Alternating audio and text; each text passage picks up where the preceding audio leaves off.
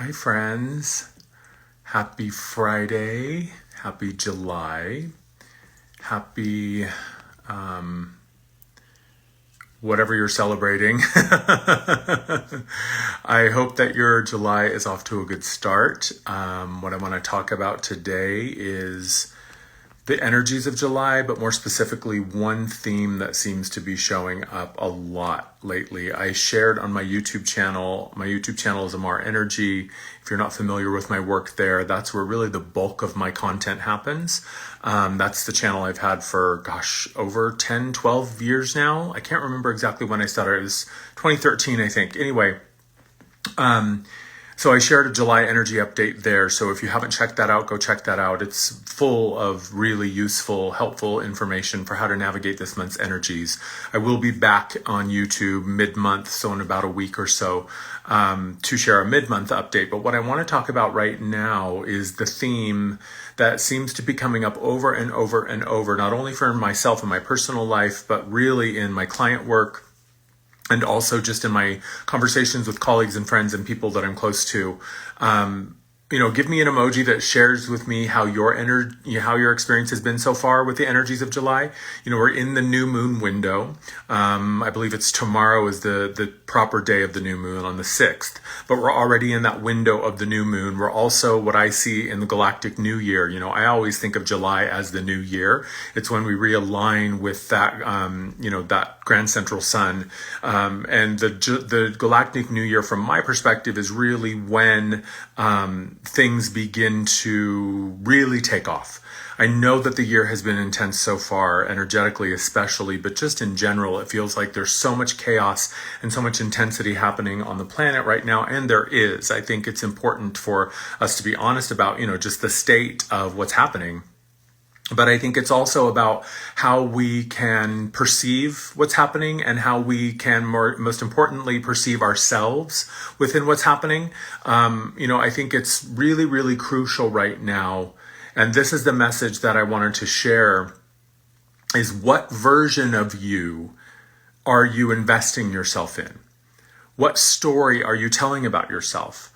I've been talking a lot about the cosmic dad energy the past couple of months, and that from my perspective is the masculine, the divine masculine energy. I call the divine mother, the eternal mother is my name for the divine feminine, and the I hate those reactions. I tried to turn them off, but somehow they keep coming back. So the eternal mother is what I call the divine feminine, the cosmic dad's what I call the divine masculine, and the divine masculine and this cosmic dad energy is really asking us to get super clear on how we navigate the world.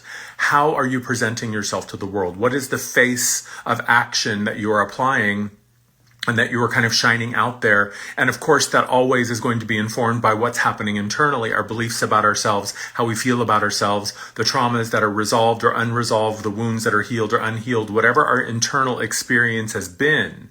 Because let's be honest, the past few years have been a lot about being in the feminine depths. We've been in the pool of healing. We've been in the void. We've been in the shadow. We've been in the place where it doesn't make sense. It's not always clear. It's non-linear. It's not necessarily logical. The path is not, 1, 2, 3 and ABC. And we are also really being called now to get out of that pool. The message that I've been getting from the divine feminine, from that eternal mother, has been, baby, just get out of the pool. It's time for you to dry yourself off, sit yourself down, and figure out what you want to do now. What are you building and how are you proceeding? And I think while it's really important for us to focus on what it is that we are practically building, that's the cosmic dad masculine energy, what's really more important is to focus on what is the story that's driving the bus? What is the fuel in my tank? I remember years ago, one of my creative writing teachers, we had this prompt for our a creative writing assignment, and the prompt was, I am who I am the most when I am alone.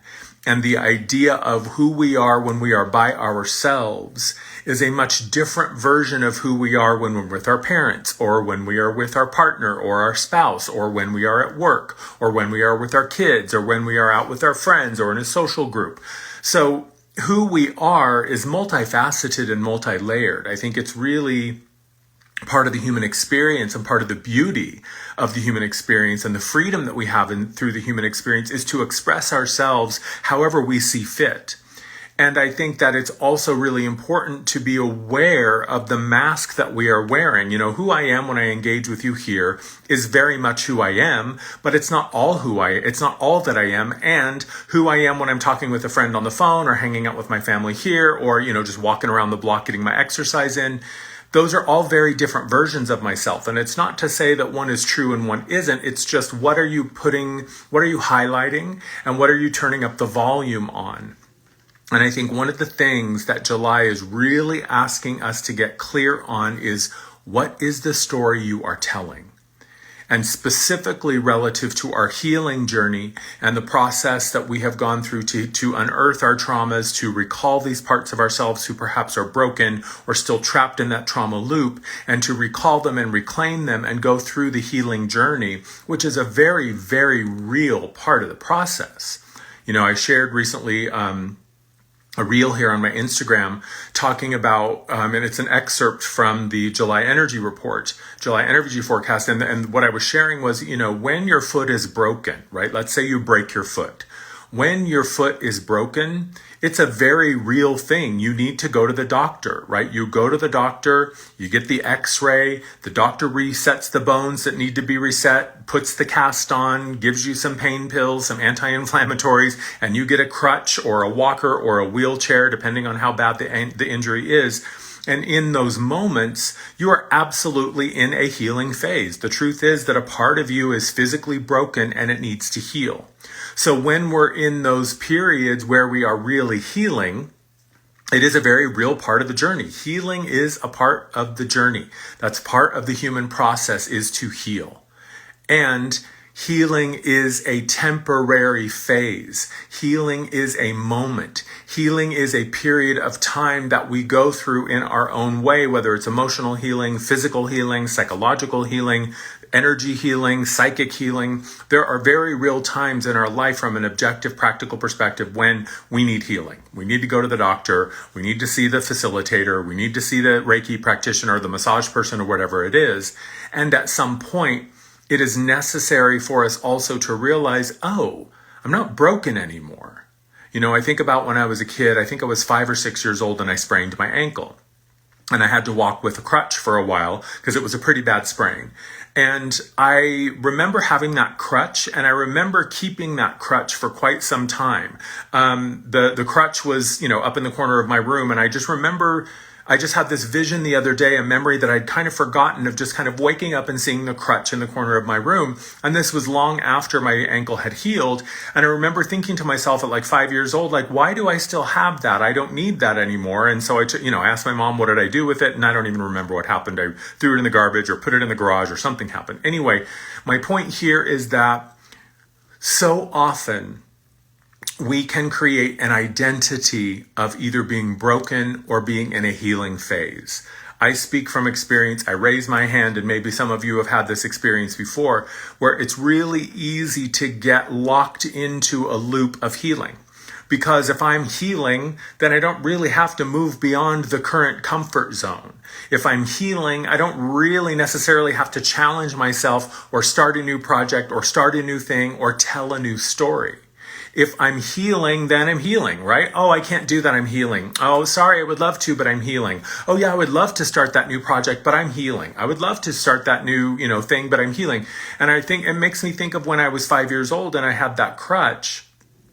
It would have been really, really easy for me to hang on to that crutch. And it would have been really, really easy for me to wake up every morning and look in the corner of my room and see that crutch and remind myself, oh, I sprained my ankle. I was broken.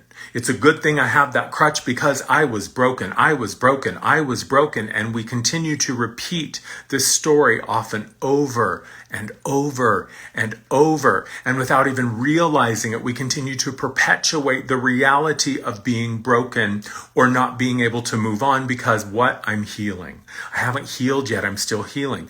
So I think it's important for us right now to begin to question the story that we're telling about ourselves. And it's a very simple process. You just simply become aware of it. It's not necessarily, It's not necessarily about changing it right away. It's certainly not about judging yourself or condemning yourself. I think that's another piece of it, is that right now, a really, really deep level of compassion and love and patience for yourself and everyone else, frankly, is so, so necessary. And as you come into that space of compassion, as you come into that space of being aware of what you're saying about yourself, what are you thinking about yourself? What are the things that you're doing or not doing, avoiding or putting off, and why? And it's a simple process of just saying to yourself, okay, I'm going to set the intention beginning today that I'm going to start to become more aware of the stories that I'm telling about myself and to other people. What are the things that I'm saying about myself? How is that beginning to perpetuate or create a specific version of reality? Because what we say consistently really does start to become a reality. You know, to quote Abraham Hicks, a belief is just a thought that you keep on thinking. A belief is just something that you have been told so many times, or that you tell yourself so many times, that it becomes real. But the beauty of a belief is that it's also disposable. You can change a belief. And I think if you look at yourself and where you are now in your life, reflect back 10, 15, 20, 30 years ago, depending on how old you are, I don't think the things that I wanted at 21 are the same things that I want now at 53 years old, almost 53 years old. The things that I wanted as a teenager are not the same things that I want now. My priorities have changed. What's important to me has changed. And so as my desires change, then my beliefs change. And as my beliefs change, my actions changed, because when I believe something new about myself, that shows me, oh, I can actually do this now. You know, I think about when I first started working out and training physically, you know, in my 20s and 30s, I was not an athletic kid growing up. I didn't play sports. I was more into theater and the arts. And so I never really knew my own level of strength. And I remember working out with a personal trainer when I was in my, probably my early mid 30s. And I'd been working out for some time at that point. But he said to me, my God, he said, you are so strong. He said, you are naturally just really physically strong. And I remember it struck me in that moment of like, wow, no one's ever told me that before. And I never really even thought about it before. I never had an opportunity, because I wasn't really athletic and because the things that I was doing weren't really physically demanding. I never really had to become aware of my own strength. But once he reflected that back to me, that changed my perception of myself. So suddenly, now that I know that I'm strong and I start to feel that strength and I start to use that strength and I start to test that strength, that begins to change my belief about myself. And when I believe something new about myself, then that opens up a whole new world of possibility. So what are the things that you are consistently telling yourself?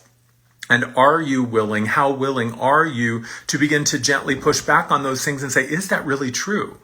Is that really who I am? More importantly, is that who I want to be? I think that's one of the fundamental questions we can ask ourselves this month is, okay, what part of me is in charge here? Just to use the example of my physical strength, the part of me that had never bothered to explore how physically strong I am would hold a very specific beliefs about what is possible, what my limitations are, what I'm capable of. And so if I'm letting that part of me drive the bus, then I'm probably never going to challenge myself physically. I'm never going to bring myself or engage in opportunities or experiences that challenge my physical strength and show me how strong I am. But if I'm letting the part of me that knows that I'm strong drive the bus, if I'm letting the part of me that knows that I'm strong be in charge, that creates a much different version of my life. Do you understand me? Let me know if this is making sense to you. Just drop an emoji in the comments, thumbs up, whatever, to let me know you're connecting with this. Because I think that what we're going to see this month, because July is a really powerful month astrologically, it's a really powerful month numerically. It's a really powerful month energetically. So there's a lot of power available to us this month, should we choose to use it. That is the key. You've got to choose. You've got to decide to say, you know what? The story I've been telling about myself for all these years, I just don't know if it's true anymore. And I want to see if it's true. So what else can I believe about myself in this moment? What else can I tell myself in this moment? You know, I'm currently working on a financial plan for the living temple. And the living temple is going to be, it's a property with structures, it's a retreat center, it's an oasis, it's a farm, it's a place to come and stay, it's a place of learning, it's a place of connection, it's a place of reclamation, it's a lot of things. And so I'm putting together a financial plan for it because it's a really, really big project. Like, this is a multi-million-dollar undertaking. And so I'm currently in the process of finalizing the financial plan so that I can begin to go out and meet investors and acquire the funds and the support to make it happen. Historically, I was not a person who ever paid any attention to financial planning or, profit and loss or spreadsheets or any of that. My approach was, I can do this and I can make money at it, so it'll be my business. And that was pretty much the extent of my plans in the past. So what I have realized as I have learned how to do financial spreadsheets and learned how to create financial projections and learned how to look at something from a perspective of, is this profitable or not? It's changed everything for me. Suddenly, what once was really intimidating and really daunting and overwhelming, and I would just sit down and look at a spreadsheet and my brain would just fry and I would just shut down like, I can't do this. Now I can do it. I know how to do it. I'm not perfect at it. It's still a little bit more work than it will be eventually. I'm still learning and practicing and figuring out how to use those muscles. But my point here is that suddenly now I'm not afraid of a financial plan anymore. Suddenly I have a new set of tools where I can sit down and in a few hours I can have a really clear picture of, is this idea profitable? Is it realistic just from a financial perspective? And what do I need to do to acquire, to receive, or let go of in order to make this business and this dream profitable from a financial perspective? So this month, I really invite you to begin to question the stories that you're telling yourself. When did you start believing these things about yourself? When did you question and decide consciously that this was true about you? I think for most of us, we don't ever really question the identities that we have. I mean, some of us do. And I think as we grow up and as we become teenagers and young adults, we begin to say, I don't want to hang out with those people anymore. Now I want to hang out with these people. I want to do these things instead of those things. But I'm talking about the fundamental belief that you have about who you are, what you're worthy of, what is possible, what you're capable of. And when did you last stop to really inventory and say, is this true? Is this really true? Is this something that I really want to continue to perpetuate about myself? Because what you believe about yourself is what will create the experience that you have. 95% of our reality is invisible. 95% of our reality has no inherent implicit meaning. 5% of our physical reality is matter. That's it.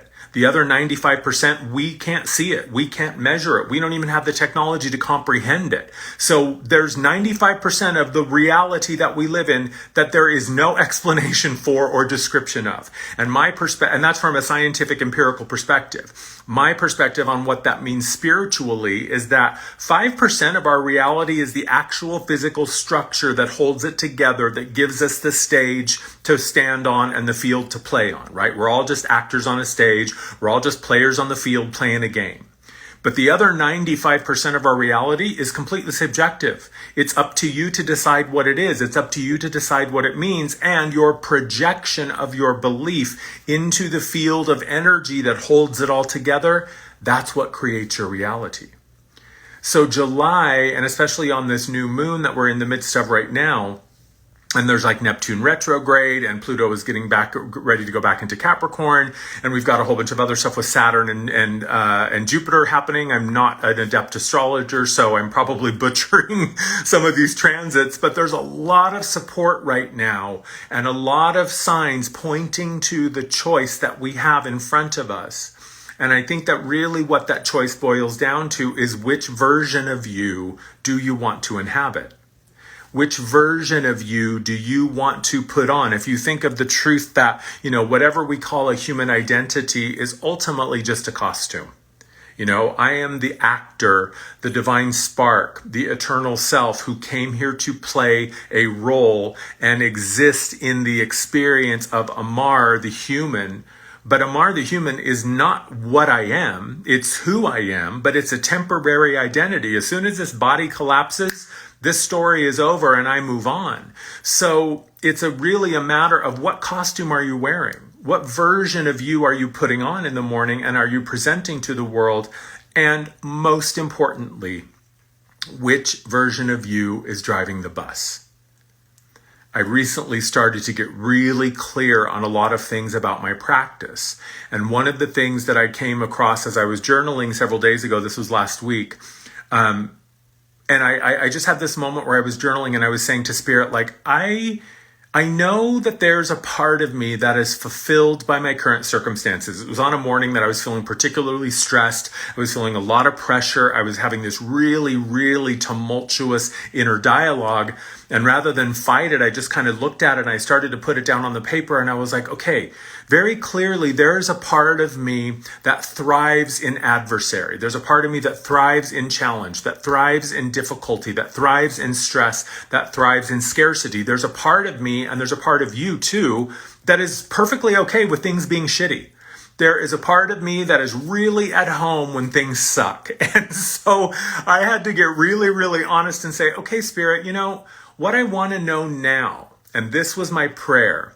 And so I offer this to you to say to Spirit, Self, God, the angels, the universe, whatever the divinity of your understanding is, ask yourself, your guides, your God, your Spirit, show me how to serve the parts of me that know how to thrive.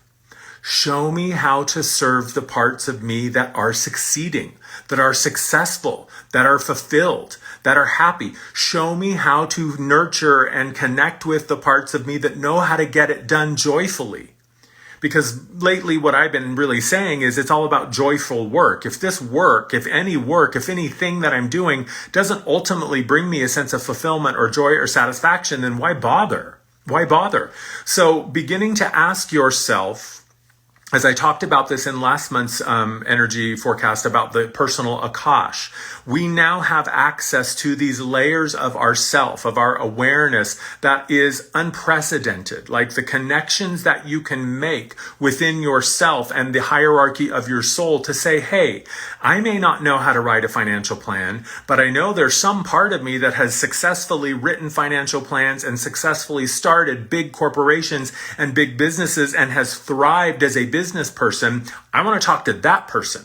I want to talk to that version of me. I'm done, relying on the part of me who doesn't know how to do it, doesn't want to do it, is feeling lazy or uninspired, is like, oh no, let's just get stoned and watch Netflix. I know those parts of me really, really well, and I love them very much, but that's not who's in charge these days. That is not what I am leading with. So when I begin to ask, okay, Spirit, show me how to connect with the parts of me that are successful, that are thriving, that are happy, that are fulfilled, and that are getting shit done, and that begin to change everything.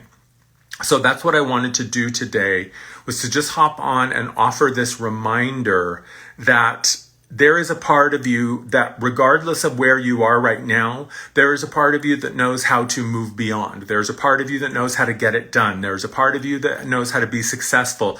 And how you do it may be different than how you've been doing it, right? Because a new version of you, a new belief in yourself is going to change how you move through the world. So the old ways won't open new doors, but you can begin to rely on yourself in that way and say, okay, I may not have the knowledge in front of me now, but I know there's a part of me that can bring it to me, so that's what I'm calling on. Also, just for a heads up, I just started a free Telegram channel. It's here. I just posted it in my story, the QR code. I also posted it in my feed. I think it's called Hey, It's Amar. So if you want to connect with me on Telegram, join me there. It's a free group. It's a free channel, and it's basically where I'm going to be sharing content, spontaneous messages. I'll be sharing guidance and insight, just whatever randomly pops in. I'm going to share it through that channel because I think it's really important, especially these days when things are moving so fast and furious. Like today, for an example, I've been thinking about doing a live for the past couple of days, but I wasn't sure when. And then today I was just like, oh, today's the day. So I just shared on the Telegram channel, hey, I'm going to be hopping on Instagram in just a few minutes. So join me there, because I would love for you to be able to stay up to date with what's happening in real time. And that's one of the ways that we can do it. But what I really hope that you take from this is an understanding that even though you may not have the history of something, I'm going to pull a tarot card for us here too. Even though you may not have the history of doing something, even though you may not be able to say, oh, I successfully have done this in the past, doesn't mean you can't do it. Just because it's hard doesn't mean you can't do it. Just because it's challenging doesn't mean that it's impossible. And just because you may be sitting here, right now going, I don't know how to do this. I have no idea how to do this.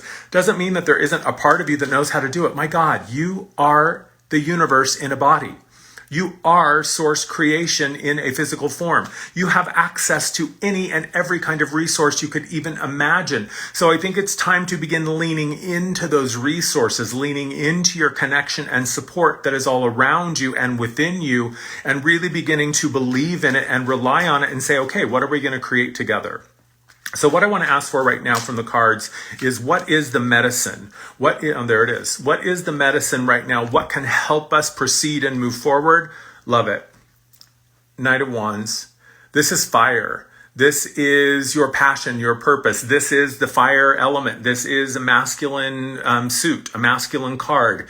This is masculine energy. This is that cosmic dad energy I was talking about, that divine masculine. And what I love about the Knight of Wands is, look, he is raring to go. He is on that horse. The horse is rising up. He's got his wand. He's got his direction. He's got his passion and his purpose, and he is ready to go out and get it done. So there is a tremendous amount of fire and passion and invigoration that you can be calling upon right now with this fire energy. Even though we're in Cancer season, you're still going to be able to find that inner fire and that part of you that knows where to go and how to get it. Because here's the other thing that I love about the Knights. The Knight isn't just out there randomly roaming the countryside in their full regalia and their full armor with their colors flying. The Knight is out there because the divine, the king or the queen, has given them a mission. The Knight is out there because he is an emissary of the sovereign. The sovereign said, hey, I need you to go out and do this thing. I need you to go forward and go take some action and create something new or get something for me. So the wand is absolutely your action, your passion, your purpose, your path. It's your masculine doing energy. It's that fire to burn it down, to do clarify, to, burn out the underbrush so the new sprouts can grow up, right? We understand also the power of fire. The nature of fire is to burn. That's the truth. The nature of fire is to be a source of transformation. And fire in its shadow aspect is chaos. That's why we give fire a container. That's why we have the stove with the burner, or the fire pit, or the candle with the glass around it, because we respect the power of fire. And we know that if fire is not used with clear intention and purpose, baby, it is going to burn all that shit down. So I think this is a message to you to tap into your own Knight of Wands and to use your fire on purpose. Ask Spirit, show me how to contain my passion and my power. Show me how to focus it. Show me how to use it in a way that is productive and creative in service of my highest outcome, in service of my highest aspect, in service of my dream and my vision for what I want to build and what I want to create, right? The feminine principle is the desire. The feminine principle is the magical thinking. It's the feeling, it's the vibe, it's the flavor. The masculine principle is how I get it done. The masculine principle is picking up the hammer and starting to build the dream in real time. The masculine principle is the fire that lights the way, that burns the path or burns down the old structure so the new thing can be born. So that's what I wanted to share with you today. Just a little bit of context on where we are right now energetically. It's a new moon, so it's a perfect time to set some intentions, to sow some seeds, and that can be as simple as just sitting down and journaling, sitting with yourself quietly in contemplation and reflection and saying, okay, what is it time to really do? And what kind of help and support do I feel like I need? And then you just surrender it, right? Thy will be done. Wherever the path goes, Spirit, I will follow. Where you need me to go, that's where I will be. But I think it's important to remember, crucial to remember, that you have a say, that you have a voice, that you have that fire, you have that power, you have that passion. And when you use it in service of something greater, man, that's when the magic happens. So magical thinking, your feminine principle, plus inspired action, your masculine principle, when those two come together, that's when things start to sizzle and spark. And that's when it gets real in the best possible way. So Thanks for hanging out with me. You can find my website, amar.energy. You can find my YouTube channel, Amar Energy. I also have a TikTok, which is amar.energy. I haven't really fully committed to TikTok fantasy yet. I'm on there, so if you are, feel free to add me. Right now, I'm not entirely sure if I'm going to stay. We'll see. So far, I'm playing around with it. But get out there and get clear, or get clear and then get out there on what part of you is in charge. What story are you telling? Who is the boss of you? And I mean that internally, right? Who is the boss of me in there? And once you find that inner authority, then that changes the game outside as well, because this is the primary reality. This is what informs this, because this is the secondary reality. And when a shift in here happens, it always means a shift out here is going to happen eventually. So make it real, make it clear, make it intentional, and then get out there and take action as you are inspired to do so. Love you. Have a great weekend. I'll see you soon. Bye.